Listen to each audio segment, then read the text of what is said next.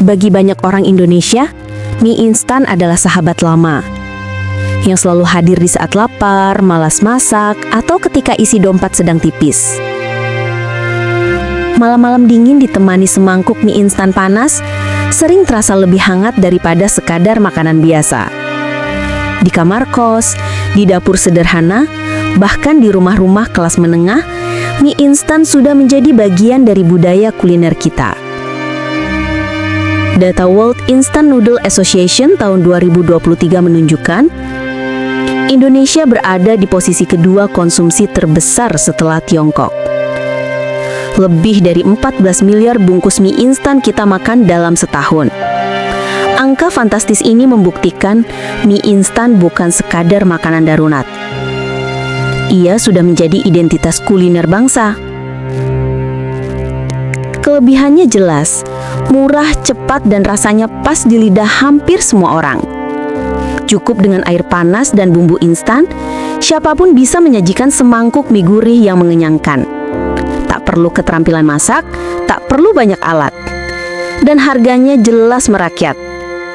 Di masa krisis, mie instan sering dianggap penyelamat dapur. Bahkan, di dunia global, ia hadir dalam berbagai wajah. Ramen Jepang, ramyeon Korea, hingga mie instan rasa rendang di Indonesia. Namun, di balik kenikmatan itu, ada sisi gelap. Mie instan mengandung natrium yang tinggi. Menurut WHO, asupan garam harian tidak boleh lebih dari 5 gram. Tapi satu bungkus mie instan saja bisa mengandung hampir separuh batas itu. Kebayang kalau dimakan setiap hari. Resikonya meningkat, tekanan darah tinggi, stroke, hingga penyakit jantung. Selain itu, mie instan minim serat, vitamin, dan mineral.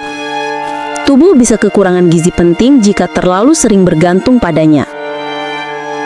Seperti yang diingatkan Prof. Hardinsyah dari IPB, masyarakat harus diversifikasi pangan. Jangan bergantung pada satu jenis makanan praktis. Pesan ini seolah tepat ditujukan pada budaya konsumsi mie instan kita. Kabar baiknya, menikmati mie instan tidak selalu berarti mengorbankan kesehatan. Dengan sedikit kreativitas, mie instan bisa lebih bergizi.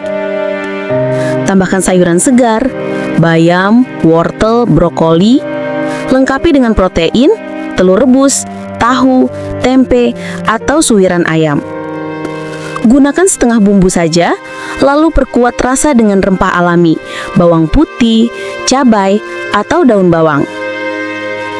Kalau mau lebih sehat lagi, gunakan kaldu buatan sendiri. Atau coba varian mie gandum utuh atau beras merah yang kini mulai ada di pasaran. Fenomena mie instan juga mencerminkan kondisi sosial ekonomi kita. Ia jadi solusi murah bagi masyarakat berpenghasilan rendah. Namun, ketergantungan padanya menunjukkan pilihan pangan sehat belum merata. Seperti kata penulis Michael Pollan, "Eat food, not too much, mostly plants." Makanlah makanan alami, jangan berlebihan, lebih banyak tumbuhan. Tapi bagi banyak orang pilihan itu sulit. Harga sayur dan protein hewani sering lebih mahal dibanding sebungkus mie instan. Disinilah dilema muncul. Apakah negara hanya membiarkan mie instan mendominasi dapur rakyat? Atau justru perlu intervensi agar makanan sehat lebih mudah diakses? Tak bisa dipungkiri, mie instan sudah melekat dalam budaya kita. Bagi anak kos, hidup sering bercanda, mie instan plus kopi. Di forum online, kreasi resep mie instan bertebaran, dari level pedas gila sampai gaya ala restoran. Bahkan, riset antropologi melihat mie instan sebagai simbol modernitas. Ia merepresentasikan gaya hidup cepat, efisien, dan global. Mie instan bukan hanya makanan, tapi identitas generasi urban.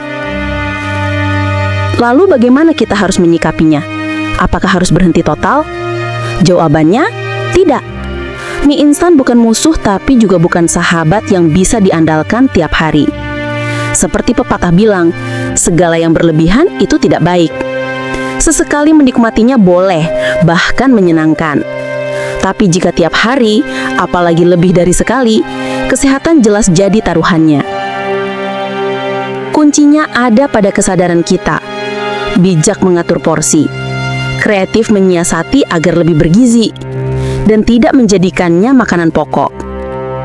Pemerintah, media, dunia pendidikan juga punya tanggung jawab, memberi edukasi publik tentang pola makan sehat. Apakah kita rela kesehatan tergadai hanya demi semangkuk mie instan yang gurih sesaat?